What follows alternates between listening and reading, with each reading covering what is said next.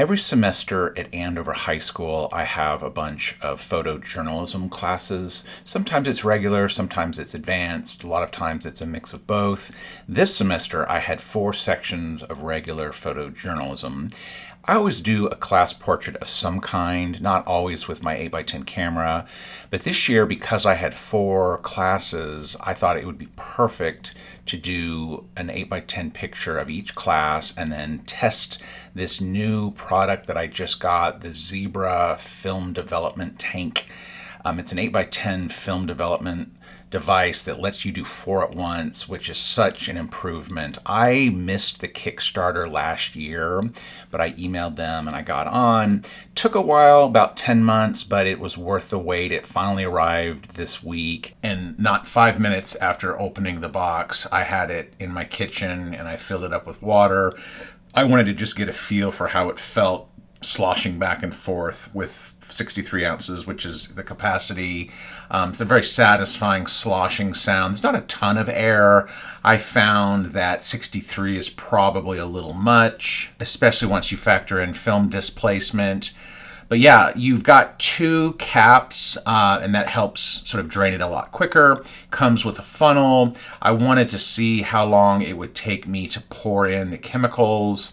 It was right about 30 seconds, although I'm using Rodinol and the development time was around 9 minutes, so it's nowhere near the issue as when you have a 4.5-minute development time, such as with Ilfosol 3, and also when I had the 3 different tubes pouring into each one after the other, keeping track of which had what was a total headache. So having an all-in-one is a godsend, to say the least. But yeah, you just kind of get into a rhythm. It felt like developing 35mm film.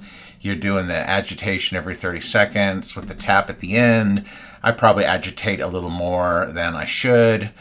I'd say my only complaint was that, yeah, it's heavy. You sort of start to feel it in your lower back when you're holding this heavy thing out over a sink, but definitely no leakage. Really happy about that. The amount of chemicals that went in was the amount of chemicals that came out.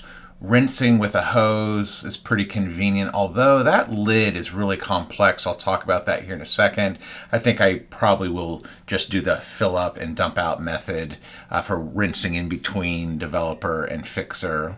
Of course, when I'm in the fix, after the fix, I should say, washing is a no-brainer. I could tell right away that the development was spot on. I was really pleased with the amount of contrast. That was probably something I noticed right off the bat with these pictures. I didn't find the scenes to be super contrasty themselves. I'll show the pictures here at the end. But yeah, just a real delight to use. Now, I'm obviously no fluid dynamics expert, but I made this little animation to kind of illustrate what I've been thinking about, which is how the film in the tubes sort of goes around the chemistry. It's definitely only getting submerged about 66% of the time at any given point. And only the emulsion side is getting contact with the chemistry, and that leads to anti-halation layer removal issues. But with the inversion method of the Zebra, your film is constantly covered and it's getting both sides of the film. It's a more forceful agitation. The force of the liquid is really just, I think, more of an aggressive type of agitation, whereas with the rotational, it was kind of it was almost sort of slicing through the chemistry. This is more the chemistry just, washing up and down with lots of bubbles and, of course, tapping at the end and whatnot. So the lid is really complex. It's got 4 or so different levels that allow water to seep through, but it's obviously light tight. I like that they're numbered. I started taking this thing apart just to kind of look at it, and I panicked because I started not remembering what order they were to go back in. These little clips hold the film in place.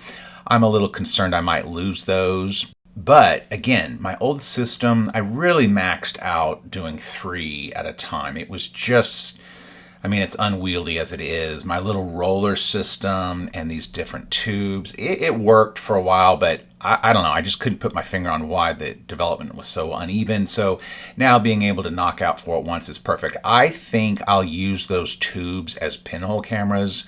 I think if I can drill some nice smooth holes in there, I'll have students make those into pinhole cameras. But yeah, this system is really amazing. Can't be more happy and super thrilled that it finally got here.